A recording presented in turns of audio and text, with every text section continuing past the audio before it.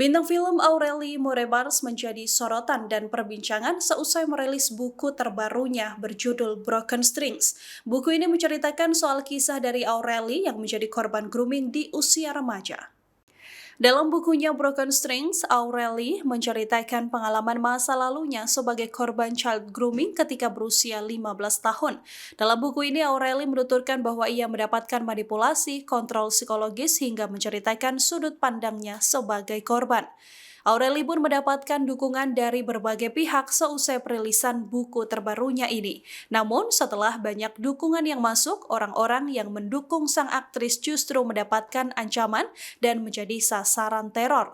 Aureli Moremars bercerita pernah mengunggah ulang dukungan dari aktris Hesti Purwadinata terkait buku Broken String. Namun setelah unggahan ini dibagikan ulang, Hesti Purwadinata dan sang suami Edo Borne justru menerima ancaman dari orang tak dikenal.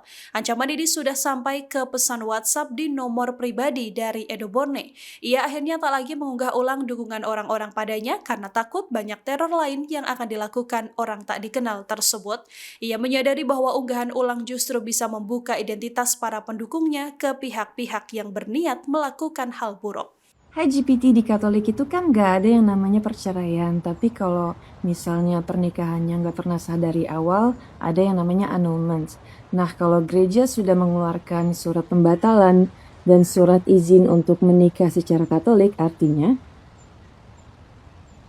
Itu artinya gereja sudah mengakui bahwa pernikahan yang dulu memang nggak pernah sah sejak awal. Jadi dengan adanya annulment dan izin menikah lagi secara Katolik, itu menunjukkan bahwa pernikahan yang sebelumnya dianggap tidak pernah ada secara sah. Dan yang jelas di Katolik kan nggak bisa menikah 2 kali. Jadi kalau kamu dapat izin baru, artinya pernikahan lama itu memang nggak pernah sah. Oke, berarti secara Katolik aku nggak pernah sah menikah ya. Berarti surat yang pernah dikeluarin sama gereja nggak pernah berlaku dong? Iya, tepat sekali. Secara Katolik itu berarti kamu memang nggak pernah sah menikah. Jadi surat yang dulu pernah dikeluarkan gereja itu memang nggak pernah berlaku. Dengan adanya annulment, jelas bahwa pernikahan tersebut nggak pernah dianggap sah sama sekali. Oke, kalau misalnya ada orang nih pakai surat yang nggak berlaku itu untuk membuktikan bahwa dia pernah menikah dengan aku, itu artinya apa? Itu artinya dia menggunakan informasi yang tidak sah dan menyesatkan. Kalau dia memakai surat yang sudah jelas tidak berlaku, itu bisa dianggap sebagai bentuk fitnah atau penyebaran klaim palsu. Intinya dia mencoba membuktikan sesuatu yang sebenarnya nggak pernah sah di mata gereja. Oke, berarti kalau fitnah gitu bisa dilaporkan dong? Iya, betul. Kalau itu memang sudah termasuk fitnah atau pencemaran nama baik, tentu saja bisa dilaporkan secara hukum. Jadi kamu punya hak untuk melindungi diri kamu kalau ada orang yang menyebarkan klaim palsu dengan dokumen yang tidak sah. Kira-kira bisa sampai berapa tahun?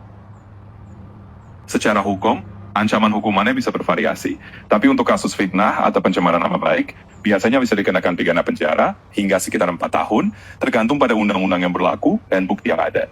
Jadi kalau memang ada bukti yang kuat, itu bisa diproses secara hukum.